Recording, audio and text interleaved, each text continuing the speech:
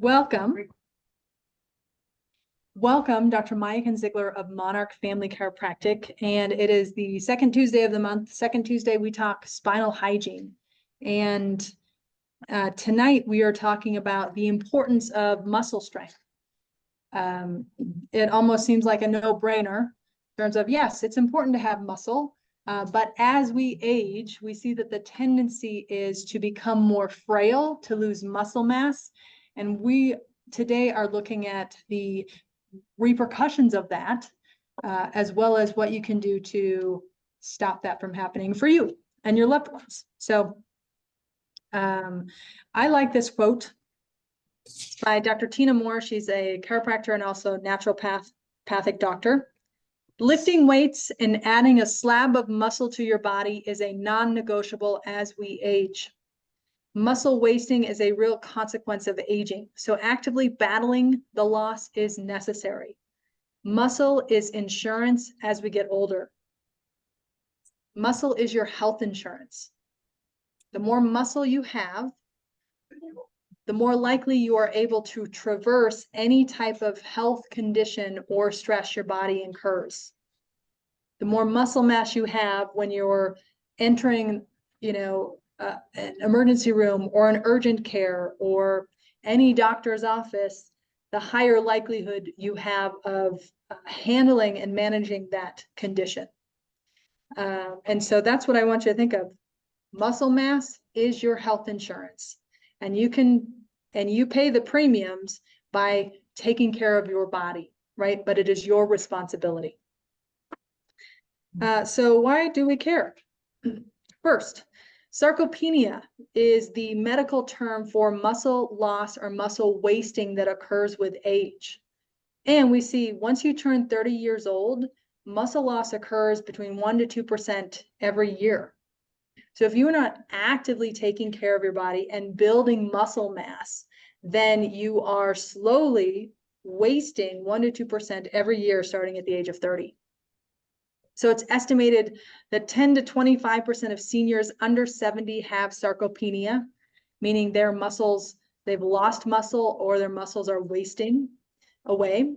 And as many as half, so 50% of people over 80 years old are impaired with sarcopenia. And what they see is enforced bed rest due to hospitalization can dramatically impact your muscle mass, regardless of age.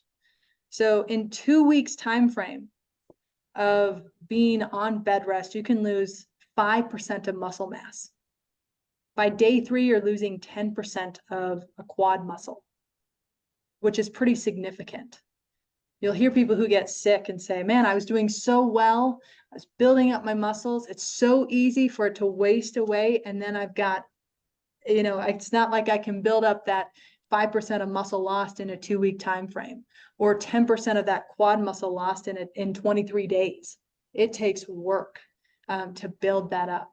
So it's much more easily lost than it is built up, and especially as we age. So that's where you think about what you're doing today to support your muscle strength and health in your body. You are paying your premiums for what you're going to be looking like 20, 30 years down the road, okay? So what are we concerned about? Frailty syndrome. There's actually a syndrome for frailty, and it's categorized as weakness, slowness, low level of physical activity, self-reported exhaustion, unintentional weight loss.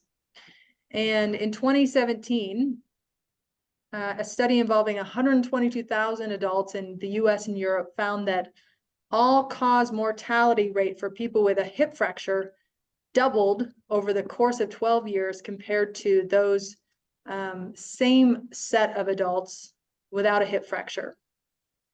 Meaning, it doesn't matter what you get. If you have a hip fracture, you are more likely to die with that hip fracture compared to somebody who doesn't. And so your life expectancy is reduced as you age 65 and older with a hip fracture.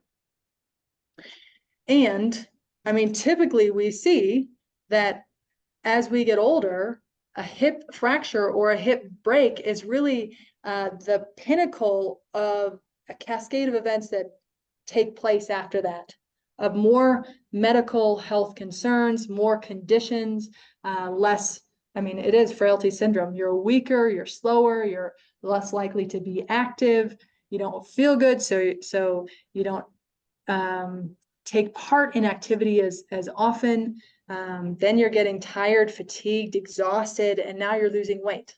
And what are you losing? You're losing muscle mass because you're not moving. And so what does the literature say about frailty?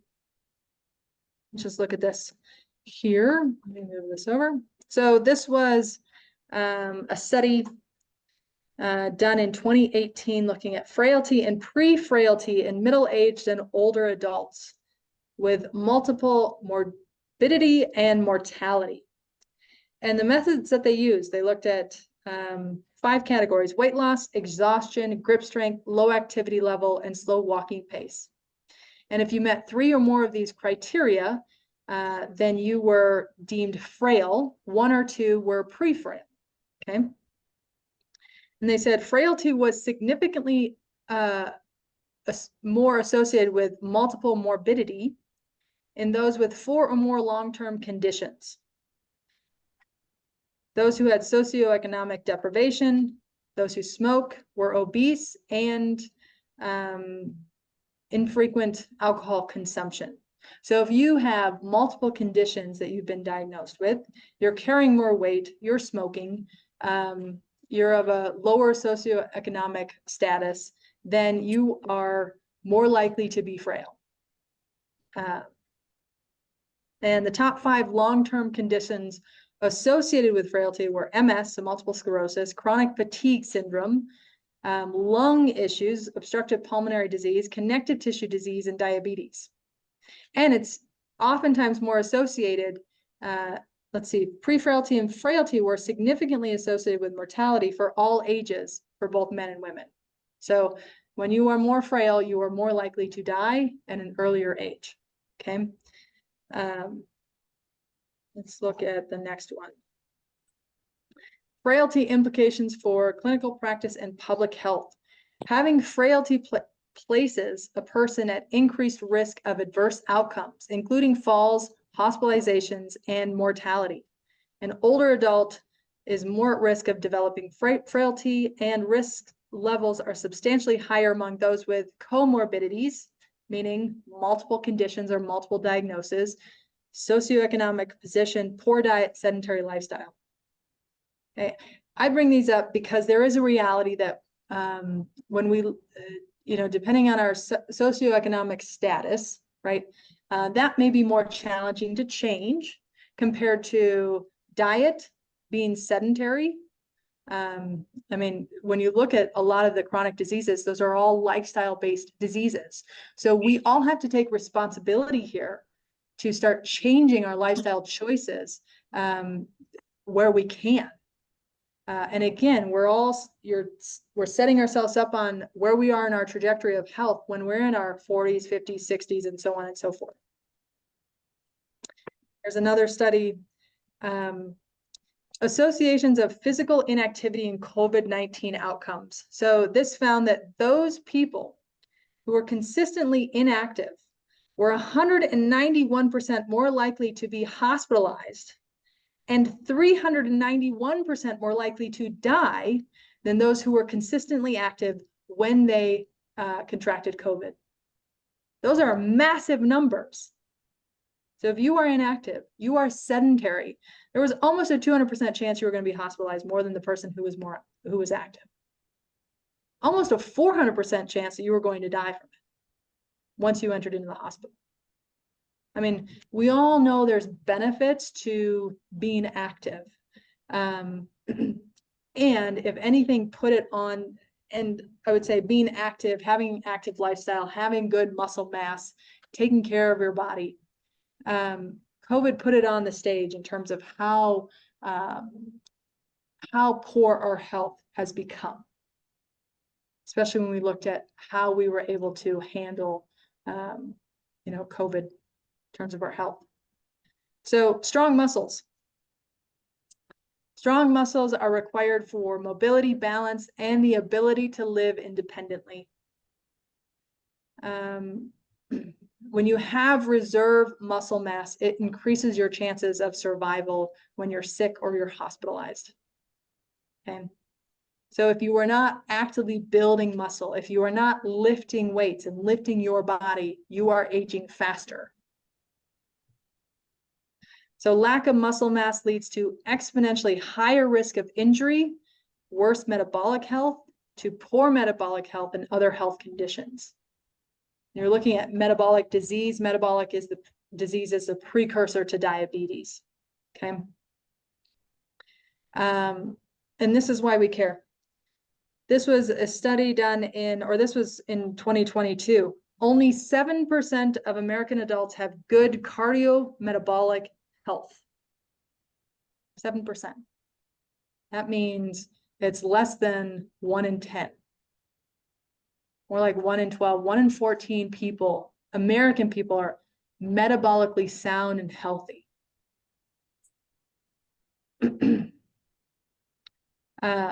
And so this really gives us an idea as to why, say, COVID-19 really impacted a lot of Americans.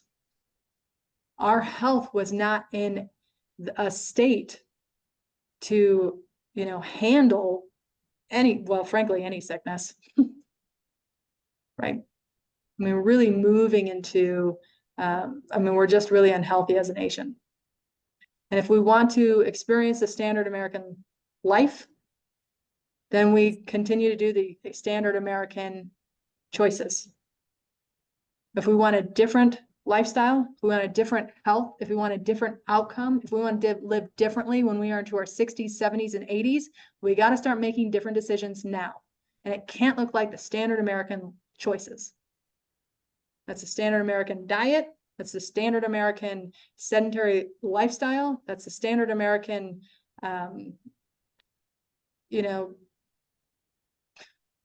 quality of food that we're consuming.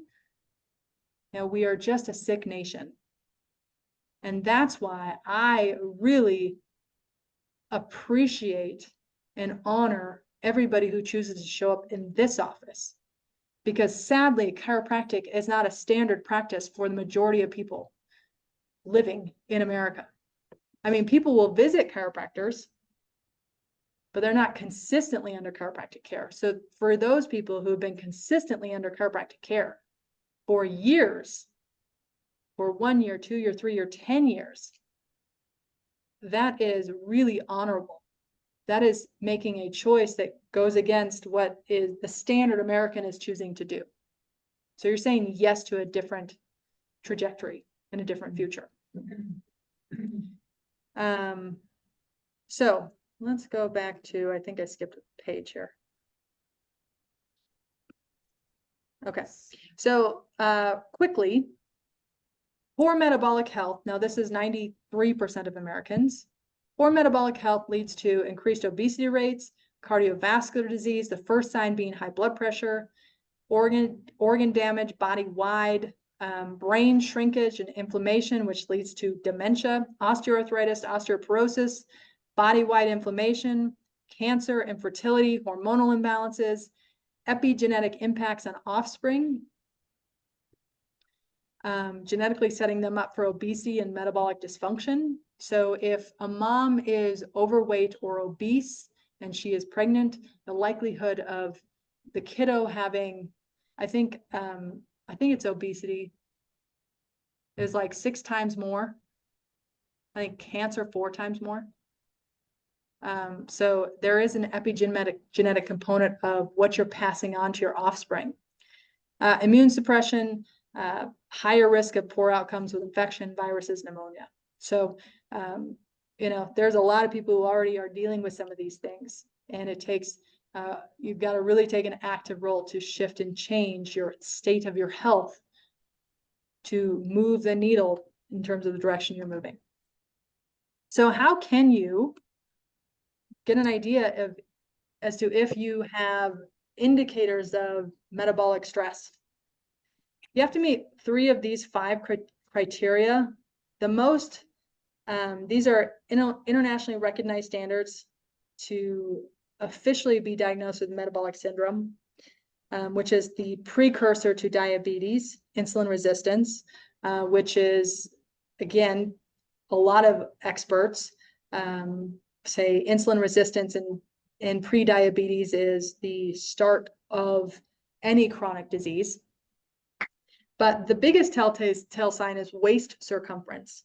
So if women have a larger waist circumference than 35 inches, and you measure that 2 finger widths right above your belly button, you go to the smallest portion of your waist. If you are 35 inches or more, or you're greater than 35 inches, then that's an indicator of metabolic syndrome or being metabolically unhealthy. For men, it's 40 inches, and you measure that right at the belly button line.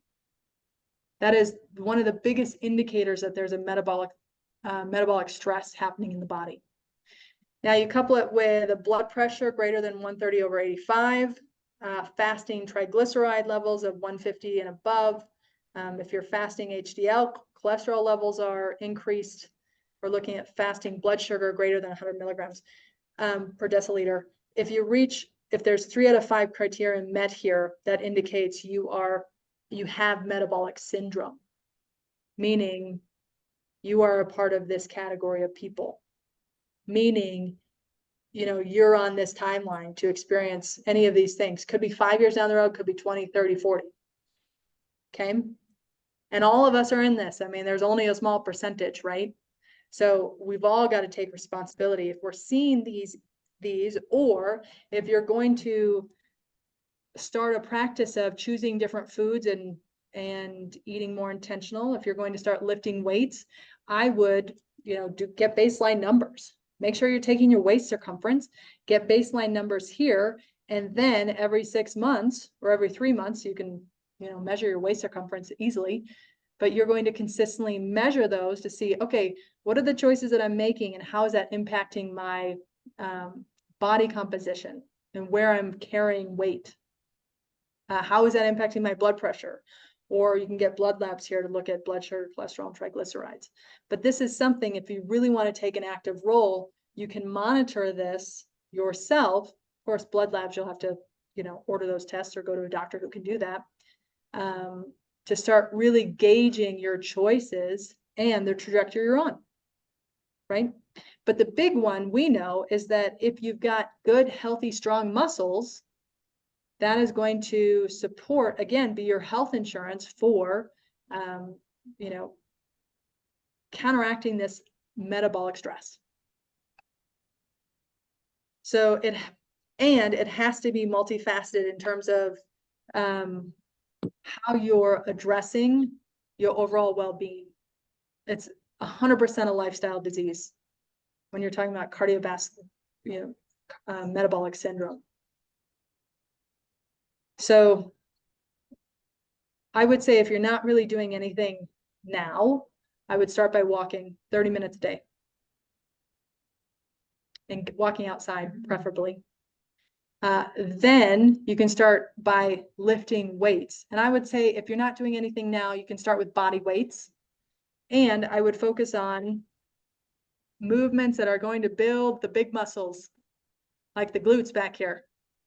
Okay. So easy thing to do is our chair squats. So you're sitting in a chair right now. Okay. So everyone can do this who's sitting, but go ahead and come up a little bit on, so you're not sitting all the way back. You want to sit up. So as you're sitting in the chair, you can come directly up. If you need to use a hand rest, you can. But when you're sitting on the chair, I don't want you to be leaning forward to get up. You really want to stay, see if you have the power in your glutes and your legs to come straight up without having to really, you know what I'm saying? So if you need to use your hand rest to really train your body to just get up there without having to lean forward or really bend into your knees, but a chair squat, just like that. You can start with doing, and that's okay. You're just gauging where you are right now. But I would say you could do a chair squat, 3 sets of 10 every day. Okay, I'm going to add chair squats into my postural options. Or I'm going to do you know, a set of 10 in morning every time I sit down to eat my meals. Other lower, you know, low level building muscles is just start contracting your muscles. Like just straighten your leg and contract your quad and hold that quad contraction for 10 seconds, you know, and then rest. And if you hold for 10 seconds, you do 10 of those, you're going to feel fatigue there. Same thing, you can do glute squeezes. You don't have to do a chair squat, squeeze your glutes. Do 100 glute squeezes every day. You don't have to do it in a row. Nobody needs to know you're doing them. Nobody knows. I'm like, I'm working my glutes right now. I'm multitasking, right? But just contracting your muscles can be really a nice introduction into starting to activate your musculature. And then as you know, move away from body exercise, you can do add some weight to it, right? And it doesn't have to be a lot. You can do 3-5 pounds. Some people like to get ankle weights that they can walk with, or they're walking, they're doing their curls, right? So I don't want you to think, oh my gosh, I've never done a weight program. I'm not saying you need to go to do a weight program. I'm not saying you need to do the gym, although there's some really great people who can provide some support there. We've got some great names here if you're like, oh, I think I'd like some support there. If you just start walking every day for 30 minutes outside, getting good sunlight, and start doing just normal movements that you're already doing, you're going to start activating your body differently. Every time you see a set of stairs, take the stairs. Don't take the escalator. Don't take the elevator, right? Park at the farthest spot in the parking lot. Okay. Maybe even do some, you know, calf jumps. Just gonna bounce. Like, just activate your body in ways that you're not. And that'll be a starting spot for where you can go. Dr. Chris and I can help you give, you know, some exercises that you can partner together. We're happy to do that, but it's just introducing this idea that, okay, I can get movement into my day if I'm not getting that already. Cut out refined sugars and high fructose corn syrup. You got to read the labels. I mean, if you talk to anybody who works in the world of nutrition, gut health, taking care of your body, they say walk the perimeter of the grocery store, and that is where you should be doing your grocery shopping. If it comes in a bag, if it comes packaged, that is a processed food or highly processed food. That is stuff that, you know, we should not be consuming. Frankly, aren't you tired of hearing about the people who go to Europe? They come, they're like, oh, I felt good eating the breads and eating all these foods. I came back, ate the same foods, it felt different. That's because a lot of the foods that we are consuming here in America are banned in Europe. It's insane. It's insane that, you know, our food is not food, but can be eaten here, but can't be eaten in Canada. You know, there's some things in Canada are banned, but they're still on our shelves. So we just have to be intentional around how we're consuming food. So cut out refined sugars and high fructose corn syrup. The big one, cut out seed oils. Any highly processed food has a seed oil in it. That's canola oil. That's safflower oil, palm oil, sunflower seed oil. You know, there's a massive list of them, and we do a workshop on it. You need to cut those out, and those are in everything. You go to a fast food restaurant, you go to a restaurant, they're using seed oils. So cook every meal at home. Get 7 to 8 hours of sleep. Avoid refined carbohydrates. That's the packaged and processed foods. Lower your stress levels. Honor circadian rhythms by getting outside and getting light in your eyes in the morning, the afternoon. Don't wear sunglasses. I mean, you got to get sun exposure. If you're wearing your sunglasses, you're not you're not supporting your circadian rhythms there. So, I mean, this is where it is a multifaceted. If you're majority of the time eating at home, like 5 days out of the week, you're consistently eating at home, guess what? You're doing, if it's 3 times, then think about how can I get four in? Know what you're cooking, you know what you're putting in your food. You're staying on the perimeter of the grocery store. And not only that, but you're lunging while you're grocery shopping. So I think the biggest thing here is just having some awareness and bringing intention to the choices you're making. Because what you're doing now is setting yourself up for, I mean, if you're over 30, you're losing 1 to 2% muscle mass a year. You've got to be moving your body. And the biggest thing, if you want to build muscle, you need to make sure you're getting protein. That's the hardest thing, especially as we age. I don't think our aging population is getting enough protein. Like, you're trying to build muscle mass, except you need protein to support that growth. You know, so it's being conscientious of the food you're consuming as well, and supplementing where necessary. Like, if you need to supplement with a whey protein or a protein powder, you know, in a smoothie to make sure you're getting the protein you need. And again, I guess I'll just circle back to what I said. You know, if you want a different outcome for what the standard American, you know, life looks like and the end of life, you've got to make different decisions. And you got to do it now. The best time is now. It's really honorable that you're here today. But there is somebody in your world, or maybe a few people in your world, who aren't here with you, who should hear this message, who could benefit from the care that you're receiving, who don't know what you know, who might in 5 years say, why didn't you tell me about this sooner? Right? Think about that person or those people, because they should be here too. I can tell you, they don't want the standard American life. I'll go back to that. So where I was going with that is this. We have our appreciation week coming up at the end of June, last week of June. And we're doing this challenge. #ShareMonarchFamChiro. So we've got these in the office that you can hand to somebody. Or if you want this graphic and you want to post it on social media, or if you want to share it with a group of friends via text, Jesse will send this to you and you can share it. And then they can choose if they want to take you up on it. But our appreciation week is just getting people checked, introducing them to chiropractic or a different lens in terms of how they can view their bodies and how they can choose their healthcare. So the initial exam, x-rays, consult, history, all of it is done at Dr. Kristen, my expense. We cover it all. There is no charge to whomever you may send in. That costs somebody calling in or walking on the streets $300. It costed you $300 when you came in. And this is a way to introduce them to this lifestyle, that there is something different out there that they could have and experience. So just ask Jesse to send you the graphic.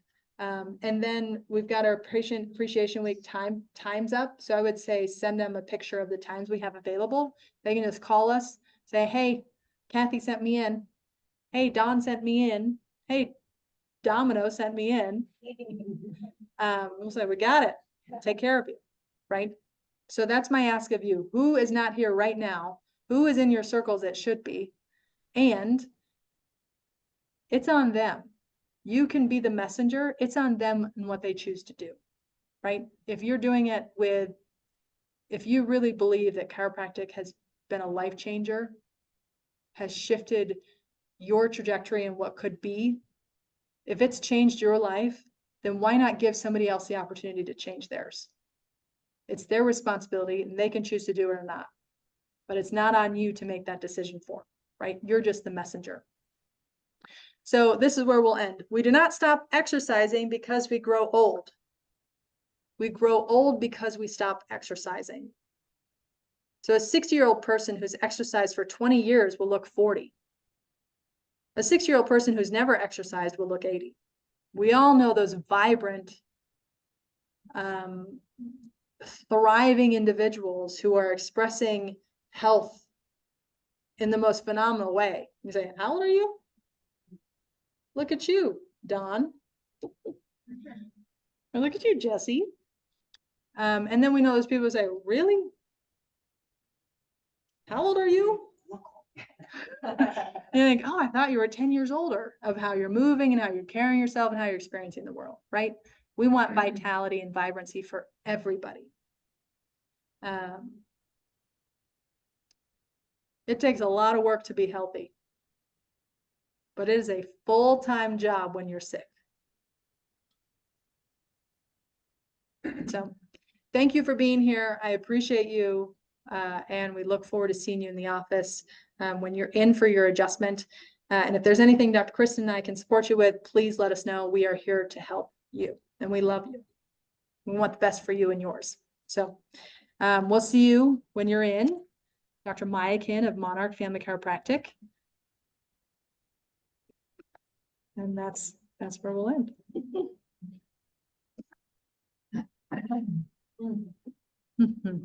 Okay. Oh, hi, Darwin. Hi there.